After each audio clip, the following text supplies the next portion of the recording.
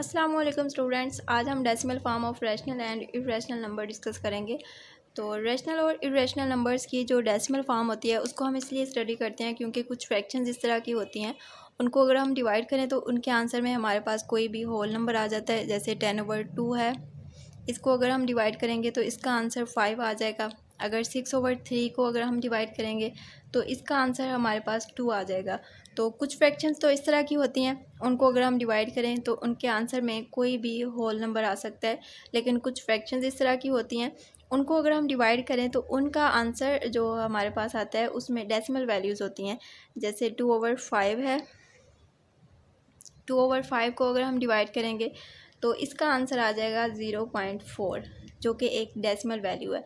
तो ये जो डेसिमल वैल्यू होती हैं इसके 2 पार्ट्स होते हैं, एक डेसिमल पॉइंट से पहले और एक होता है डेसिमल पॉइंट के बाद। डेसिमल पॉइंट के जो पहले हिस्सा होता है उसको हम बोलते हैं होल नंबर पार्ट। यहाँ पे कोई भी होल नंबर हो सकता है।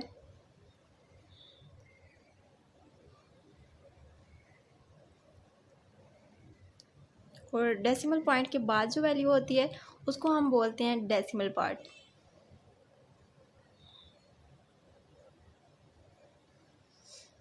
तो कुछ डेसिमल पॉइंट्स वाली वैल्यूज़ आपने इस तरह की देखी होंगी, जैसे 0.22 एक ही नंबर है, वो बार बार रिपीट होता जा रहा है और ये कहीं पे भी जाके ख़त्म नहीं हो रहा।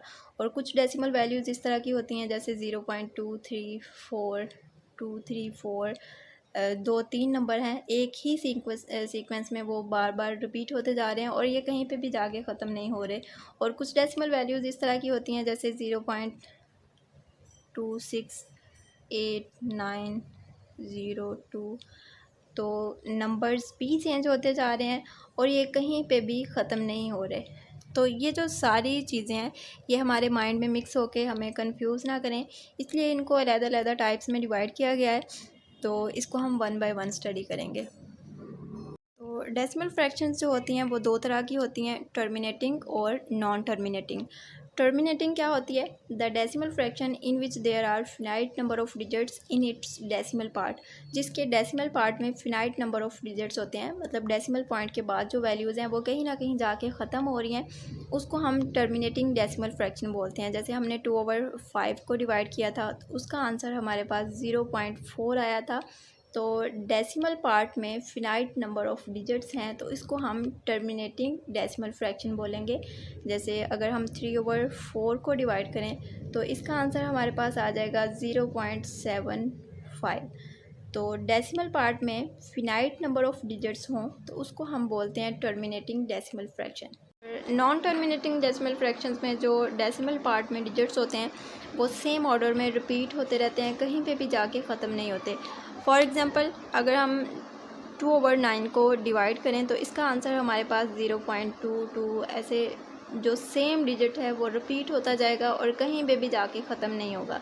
तो ये नॉन टर्मिनेटिंग डेसिमल फ्रैक्शंस होती हैं।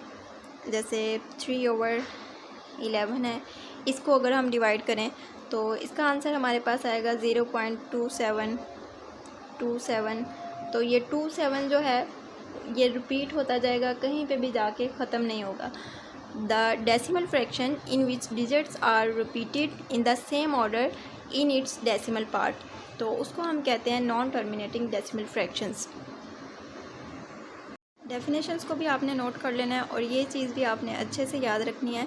टर्मिनेटिंग में क्या होता है? Limited number in decimal part, और नॉन टर्मिनेटिंग में unlimited and repeated numbers in decimal part. तो ये चीज़ आपने अच्छे से याद कर। Decimal form of irrational numbers.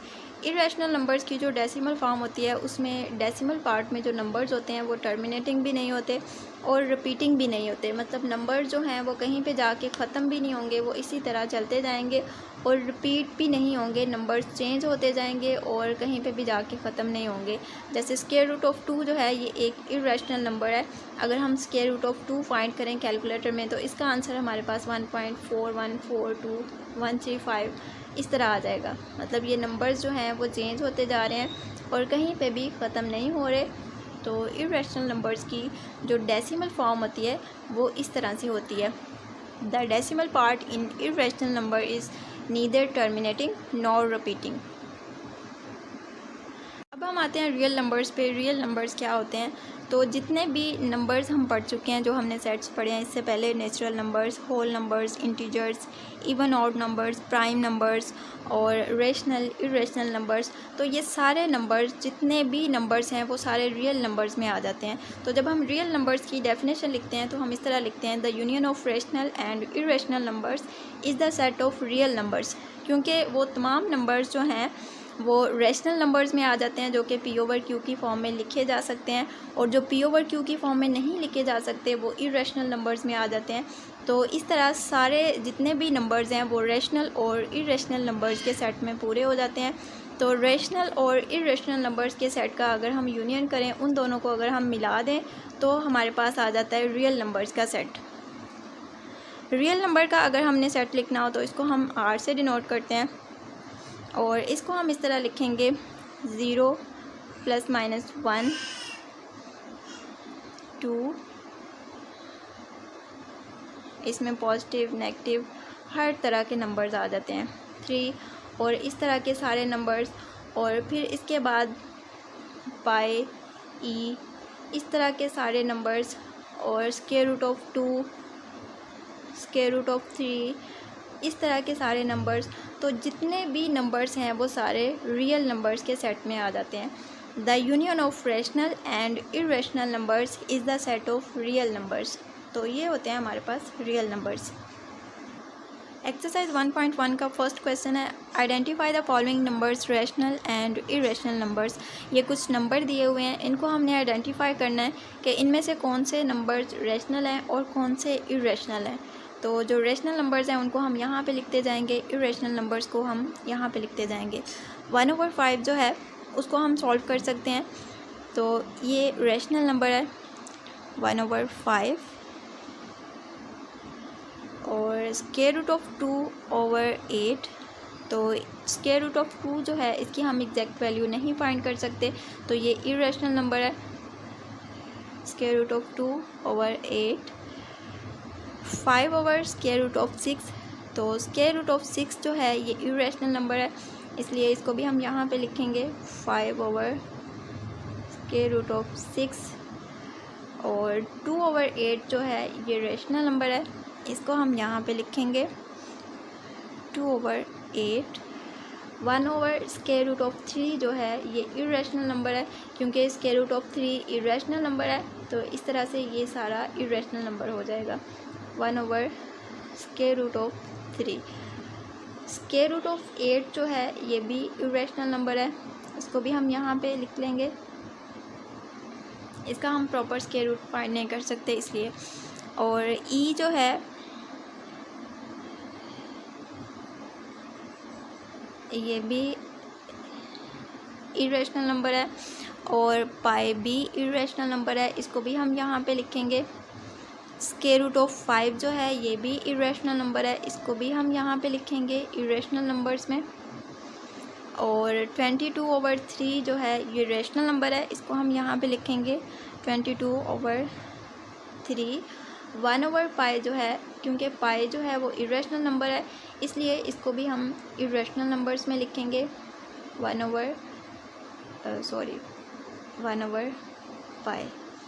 और 11/12 जो है ये रेशनल नंबर है, इसको भी हम रेशनल नंबर्स में लिखेंगे 11/12। तो इस तरह रेशनल नंबर्स और इरेशनल नंबर्स को हमने आइडेंटिफाई किया है। आज का लेक्चर हमारा यहीं तक होगा।